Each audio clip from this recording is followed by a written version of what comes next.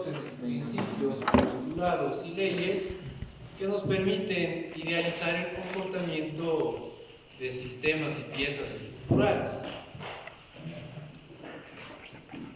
Pero más allá de eso, les estuve hablando de la mecánica del medio continuo. Aquí vamos a ver nada más la parte importante de la mecánica del medio continuo. No nos vamos a enredar con la matemática, porque la forma fuerte que van a encontrar en los elementos finitos responden a esta formulación, la mecánica del medio continuo. ¿Qué es lo que pasa?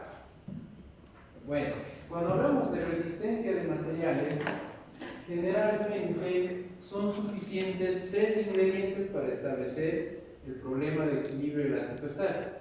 ¿Cuáles son esos tres ingredientes? Relaciones de compatibilidad, relaciones constitutivas y ecuaciones de fuerza, las ecuaciones de Cauchy. ¿Recuerdan?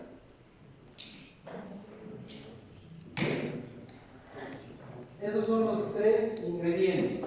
Cuando se habla de la mecánica del medio continuo, se habla de dos ingredientes más y se llaman condiciones esenciales y naturales del problema. Las condiciones esenciales, en pocas palabras, son los apoyos. Una condición esencial es una imposición de un desplazamiento que sin esa condición, pues el comportamiento de la estructurita no sería el esperado. Y la condición natural, por ejemplo, es que, lo voy a explicar en mis palabras, una condición natural de un problema, uy, estamos muy con luces de encendido, si está bien o no. Esta sala me trae malos recuerdos. La defensa de Teddy, ¿no? Nunca me habían revolcado así en mi vida. Yo decía, ya que paren una vez, porque está ahí ¿no? La familia a un lado, todo. En la universidad privada donde trabajo, es una universidad gringa prácticamente, ¿ya? Es la más gringa que hay en el país, creo yo. No, pues tiene una defensa interna, y en esa defensa interna, en esa puerta cerrada con los revisores internos y con el tutor, ahí lo jabonamos al postulante. Una vez que ya está bien jabonado, la defensa pública ya es todo color de rosa. Ya las preguntas rudas ya se las dimos en la defensa interna. Nos viene la familia y el otro, todas las preguntas las responde. Por eso después tienen 95 en sus tesis, agarran becas, y después vuelven medio en bolas igual nomás. ¿Es la verdad? ¿Cuál es la tendencia de promedio aquí en la FAC? 57. En una privada es 90. Pero que tengan 90 no significa que sean mejores que nosotros. Simplemente que las cosas se hacen de diferente manera. Con plata, ¿sabes? Poder del dinero. Bueno, así manejan allá. Hacen una defensa interna donde ahí sí los jabonamos con cariño. Ya. ¿Qué estamos por explicar? Condición natural. Una condición natural, por ejemplo, es que si tengo una viga en volado sometida a una carga uniformemente distribuida, entendiendo que este es el punto del origen de las coordenadas locales y esta es la dimensión L, ¿cuál va a ser el momento para x igual a L?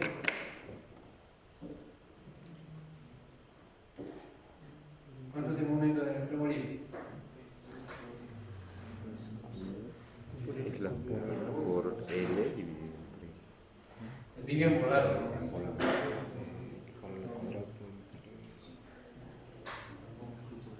2 por sobre 8. No me acuerdo. No, pues.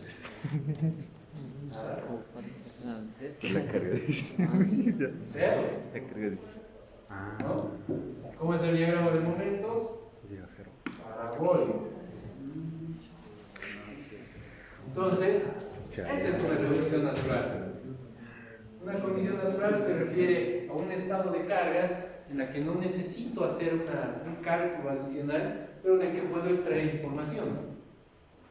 ¿Sí? Por ejemplo, si tengo una viga embolada, otra condición natural.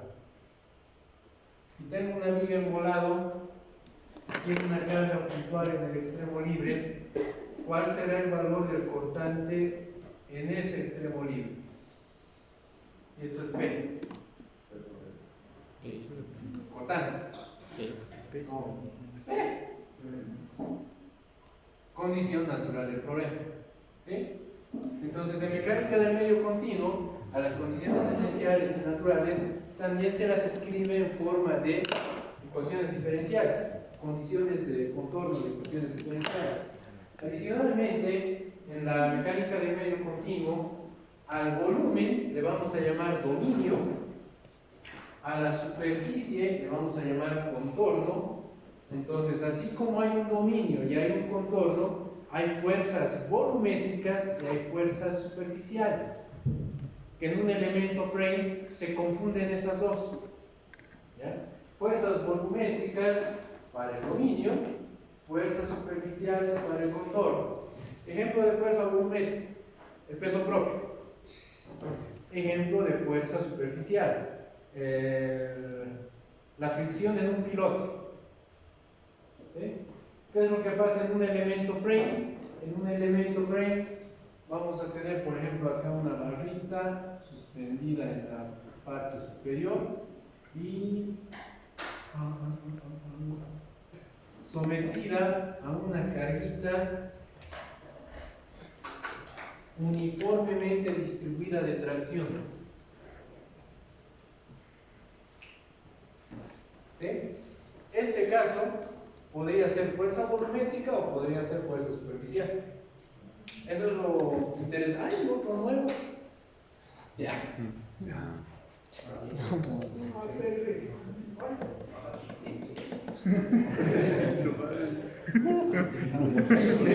perrito con un casco. ¿Vieron? No recuerdo qué decía, pero recordó el perrito. Ya. Entonces, en elementos frame, esa fuerza volumétrica y superficial se confunden, llegan a ser lo mismo. Lo van a ver después cuando veamos la formulación. Y adicionalmente vamos a tener los desplazamientos prescritos, hoyos. ¿No? ¿Qué es un desplazamiento prescrito? Que el giro en este punto sea igual a 0. ¿No? Es una condición del empotramiento. O que el desplazamiento vertical en ese punto sea igual a 0. Ese es un desplazamiento prescrito. El giro puede ser igual a un radián, por ejemplo. También es un desplazamiento prescrito. O el desplazamiento vertical puede ser igual a 1 centímetro. También es un desplazamiento prescrito. Entonces, esta es la forma en la que me gusta ver la formulación del problema de equilibrio. Este esquemita lo utilizo a nivel licenciatura. Ya tuve oportunidad de dar clases de 2.1, 2.2, 2.3. ¿Qué más? Metálicas, fundaciones, elementos finitos, patología, estructuras especiales, diseño avanzado. ¿Qué más? Tópicos avanzados en hormigón. Hay que inventar una alternativa. Pero es buena, ahí les enseño a calcular deflexiones de la manera correcta. Y también hacemos diagramas de corrección a mano, otras cositas más. Diseño sismoresistente también he dado. Sí, me están sacando un poco de cosas. Entonces, esta esquemita es la forma en la que entiendo. Lo comparto a nivel de licenciatura, posgrado, funciona igual. Es una receta de cocina que tiene que ver con 3 ingredientes cuando estamos hablando de resistencia de materiales, 2.2 o 2.3, o tiene que ver con 5 ingredientes cuando estamos hablando de la mecánica del medio continuo. ¿Cómo funciona esta receta? Así uno se da cuenta que no es necesario memorizar las cosas o copiar hojas amarillas. Cuando uno entiende los conceptos, los puede deducir fácilmente. Por ejemplo, ahí en las diapositivas están las deducciones. No sé si vale la pena que yo me desgaste, pero lo puedo hacer. A ver, yo no voy a reflejar esto para el problema de una barra sometida a una fuerza axial, ya lo más elemental. Vamos a tener acá una barrita sometida a una fuerza axial de tracción, de manera que no hay problema de pandemia. Aquí tendremos una carga P, la barrita tendrá un módulo de elasticidad, tendrá un coeficiente de Poisson, tendrá un peso específico, tendrá un coeficiente de dilatación térmica, ¿no? Los parámetros que solemos considerar. Esta barrita tendrá una longitud y creo eso por en cuanto. ¿Cómo funciona esta receta? ¿Cuál es el problema real, o sea, el problema de fondo, cuando analizamos una pieza o un sistema estructural? Es la deformada, señores. Muchas veces cuando agarramos un software, especialmente el CIPE, ni miramos las deformadas y el CIPE ya nos tiene listos los planos para plotear. Entonces, cuando realmente lo que primero deberíamos atender es la deformada. La incógnita del problema de equilibrio es el campo de desplazamientos. Este campo de desplazamientos sigue una función, desde todo lo que consideramos como teoría de la resistencia de materiales. Entonces, lo que ven en azul son las incógnitas del problema y lo que ven en verde son los datos. Desplazamientos prescritos, el apoyo en el extremo izquierdo. Fuerzas prescritas, la carga en el extremo opuesto. Fuerzas volumétricas, que aquí podríamos hablar de una fuerza uniformemente distribuida o no. Entonces, en este caso, no estaríamos considerando fuerzas volumétricas. ¿Cuál es la incógnita? El campo de desplazamientos. Quiero conocer, porque esta no es la deformada, ¿no? Entonces lo voy a cambiar. Vamos a hacer para flexión.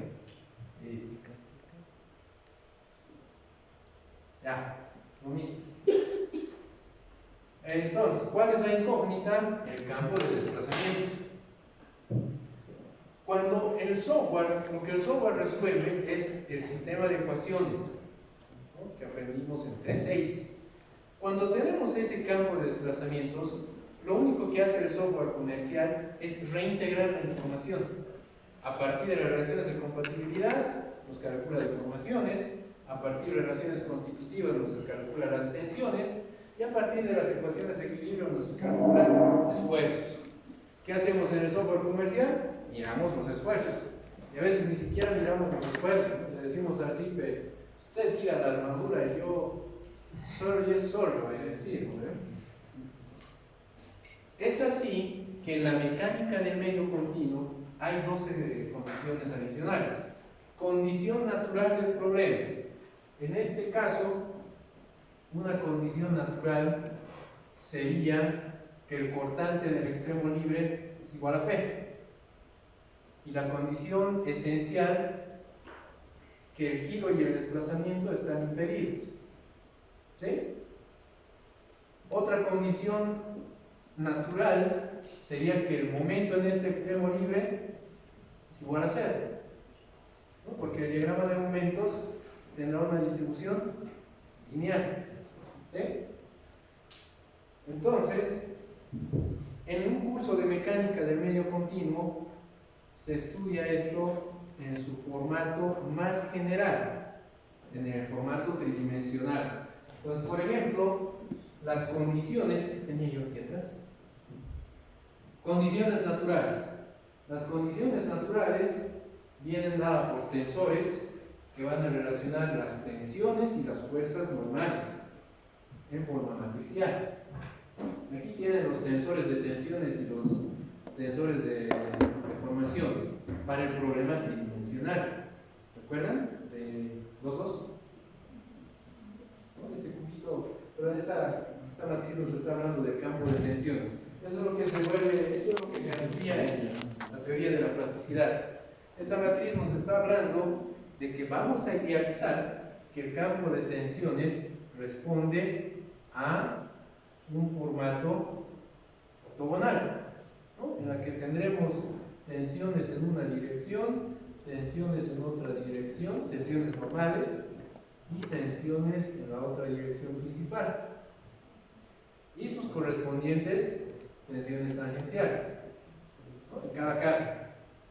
Eso es lo que representa esa matriz o tensor de tensiones.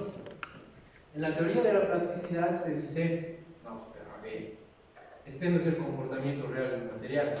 El comportamiento real del material va a responder a superficies de plastificación. Por ejemplo, ¿recuerdan en suelos cuando estudiábamos el círculo de Moore? ¿Qué es una superficie de plastificación? Que no es ortogonal, que depende del ángulo de fricción interna y de la cohesión. Entonces, ese es el punto de partida de la teoría de la plasticidad. Ya después uno termina estudiando un montón de modelos constitutivos. Seguidamente tenemos las condiciones esenciales. En un curso de mecánica del medio continuo, los vamos a arreglar también en forma de un vectorcito, UVW, el problema del espacio. Después tenemos el primer ingrediente que vemos en resistencia de materiales, las relaciones de compatibilidad. ¿Qué relacionan estos compañeros? De formación